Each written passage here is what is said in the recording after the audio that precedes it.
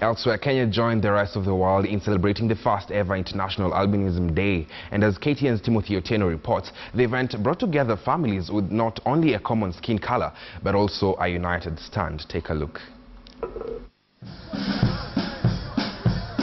The band belts up a tune and the people start the march. It's a procession that made its way from the KICC through City Hall Way to Taifa Road, then Harambee Avenue to Parliament Road, and finally back to KICC.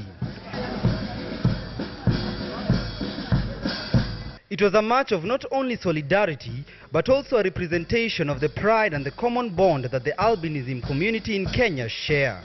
And out of the huge numbers here, Winrose Simiyu gleefully takes a photo with her two bundles of joy.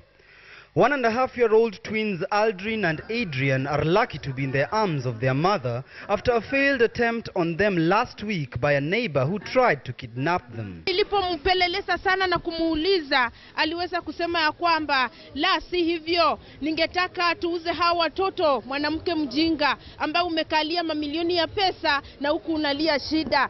This is the first time the event is being held on a global scale, this following a resolution by the UN Council in October last year to have June the 13th as the International Albinism Awareness Day. Ulemavu sio kulemaa, ni kunyanyapaiwa. Negative attitude is the greatest challenge that we have for people with disabilities. We've come to a time as a country that we cannot have a second-class citizen.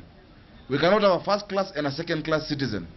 Ningependa kueleza hata nyinyi mwende nyumbani mkijua, mkiona mheshimiwa Mwaura mkafikiria ati yeye peke yake ndo anawakilisha, mjue mko na mtetezi mwingine anaitwa Sakaja Johnson.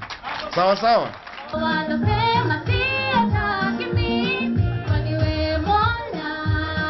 According to research, there is 1 in every 17,000 people globally living with albinism, and in Kenya that number is on a steady rise. The family of George Kamau knows that too well. They have had 2 children with albinism. Last year, the Kenyan government allocated nearly 100 million shillings to persons living with disabilities, those with albinism included.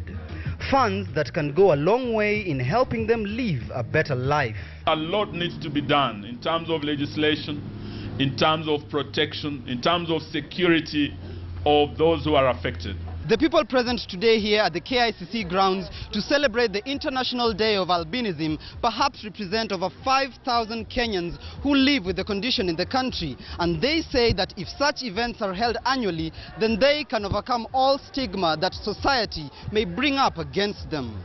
Timothy Otieno, KTN, Nairobi.